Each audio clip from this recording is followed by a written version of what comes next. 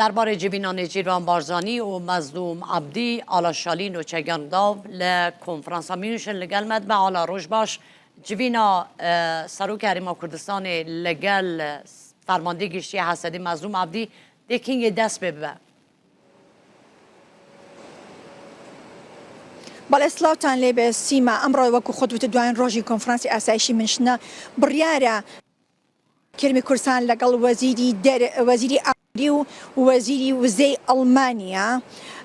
کەچخینە غایشە کۆ ببێتەوە پاشان یانزەونی بە کاتی ئەڵمانیا واتە 1.5 کوردستان کۆبوونەوە لەگەڵ فەرماندە مەزلوم عەبدی دەست پێ دەکات و پاشان لەگەڵ وەزیر دەرەوەی ئەڵمانیا وادەفول کۆ دەبێتەوە سەرۆکێرمی کوردستان جا با بێنە سەر کۆبوونەوە پرسیارەکەی بەڕێزت سیما کۆبوونەوەی سەرۆکێرمی کوردستان و کۆبوونەوەی فەرماندە مەزلوم عەبدی لە کاتێکی لە دوایین ڕۆژی کۆنفەرانسەکەدا بە کۆبوونەوەیکی هەرە گرنگ ناو دەبرێت چونکە هەردووکیان لە ماوەی ئەم چەند ڕۆژەدا چەندین کۆبوونەوەی گرنگیان ئەنجام داوە ئەمە یەکەمین جارە دوای ڕێکەوتنەکەی حکومەتی سووریا و هەسەدا کە فەرماندە مەزلوم عەبدی لێرە ئامادە بێت لە کۆنفرانسی ئاسایشی منشن کە ئەمەش بەڕاستی بە هاوکاری و بە پشتیوانی و بە کاریگەری سەرۆکێرمی کوردستان لێچوان بەرزانی ئەمە بۆ هۆی ئەوەی کە بتوانێت مەزلوم عەبدی و شاندەکەی بگەنە کۆنفرانس گرنگترین کۆنفرانسی ئاسایشی جیهان کۆنفرانسی ئاسایشی منشن لێرە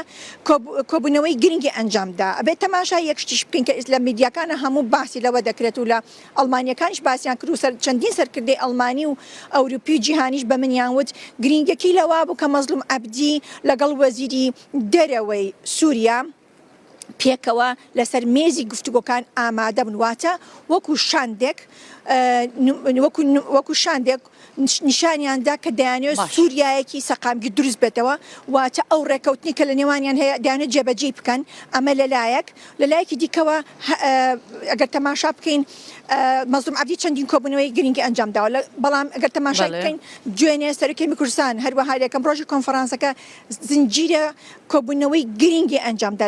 لە لوچکەیە تام بڵێم لەگەڵ بەرپرسانی باڵای جیهان کۆبوونەوەی کرد ئەمانە هەمووی گرنگەکە بۆ ئەوەی پێکەوە کە ئەمڕۆ دادەنیشن گفتوگۆ بکەن لەسەر هەم ئەنجامی کۆبوونەوەکانیان هەم بتوان هەنگاوی چیتر بەهاوێژن بۆی ئەو ڕێکەوتنەوە جێبەجێ بکرێت و بەڕاستی مافی کورد وەکو هەموو بەرپرسە سەرکردەکان دەڵێن دەبێت مافی پێکاتەکان لە سووریا پارێزراو بێ دەبێت لە دەستورە هەبێ دەبێت پێشێلی لە مافی مرۆڤ نەکرێت پێش لە مافی پێکاتەکان نەکرێت ئەمانە هەمووی پرسی گرنگن کە سەرۆکێرمی کوردستان ئەمڕۆ لەگەڵ مەزلوم عەبدی باسی دەکات سیما پرسەکان زۆرن ئەگە بچین ناو بەڵێ ئەگەر تەماشا بکەین وڵاتانی ئەوروپا هەم لەسەر